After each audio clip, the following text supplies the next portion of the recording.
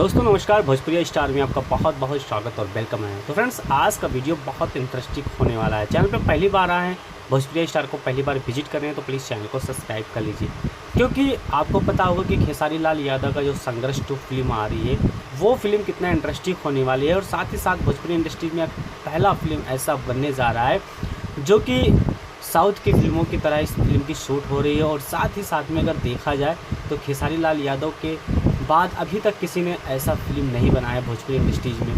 तो क्या वाकई में खेसारी लाल यादव का ये फिल्म KGF का रिकॉर्ड तोड़ सकती है कि नहीं तोड़ सकती है, ये आप हमें कमेंट करके बता सकते हैं। लेकिन भोजपुरी इंडस्ट्रीज़ की इतनी पॉपुलेशन बढ़ती जा रही है, क्योंकि खेसारी लाल यादव की जितने भी फैंस हैं इस वीडियो को अगर देख रहे हैं तो कमेंट करके हमें ज़रूर बताना, क्योंकि खेसारी लाल यादव का पहला ऐसा फिल्म है जो कि भोजपुरी इंडस्ट्रीज में इतनी हाई लेवल पर बनने जा रही है, इतनी हाई लेवल पर बनने जा रही है। तो वैसा का कैसा रहेगा आप कमेंट करके ज़रूर बताना। मिलते हैं नेक्स्ट वीडियो।